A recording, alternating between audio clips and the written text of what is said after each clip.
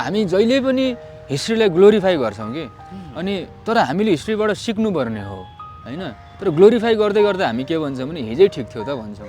हैन पञ्चायत हाल्दै बहुदल आएपछि बहुदलको बेलामा पञ्चायतै ठिक थियो भने जस्तो मान्छेहरूको सेन्टिमेन्ट जान थाल्यो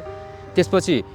बहुदल आएपछि अब राजतन्त्रको अन्त्य गरिसकेपछि पनि फेरि राजतन्त्र ठिक थियो कि भन्नेतिर गयो र आज के हुन्छ भने फेरि यदि हामीले सही ढङ्गले काम गर्न सकेनौँ भने अब 23 र 24 गते भन्दा अगाडि नै पो ठिक थियो कि शान्त थियो त्यति नै बेला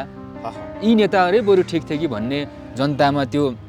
एक प्रकारको भ्रम उत्पन्न हुन सक्छ त्यस कारणले पनि अब नयाँ पुस्ताले अलिक बढी जिम्मेवार भएर अब आफ्नो सपनाको कुरा मात्र होइन आफ्नो उद्देश्यको कुरा मात्र होइन समग्र नेपाली जनताको आकांक्षालाई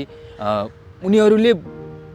महसुस गर्ने गरी परिवर्तन हामीले सधैँभरि भनेको डेलिभरीको राजनीति विचारको राजनीति अथवा विचारसहितको राजनीति र सुसंस्कृत राजनीति जो भनिराख्या हो त्यो हुनैपर्छ त्यो गराउनको लागि नयाँ पुस्ता अलिक बढी जिम्मेवारीपूर्वक त्यसमा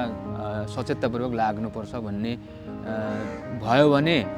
फेरि स्मुथली हामीले सोचेको के हो भन्ने हुने भयो र होइन ठिकै छ अब हामीले आन्दोलन गऱ्यौँ हामीले अब सकियो भनेर गयो भने चाहिँ पुराना मान्छेहरूको हातमा चाहिँ नयाँ चिज केही बन्छ जस्तो चाहिँ फेरि नलाग्ने र त्यो नलागिसकेपछि फेरि अर्को पुस्ताले यही तहको रिभोल्ट गर्नुपर्ने परिस्थिति नआओस् भन्नलाई अब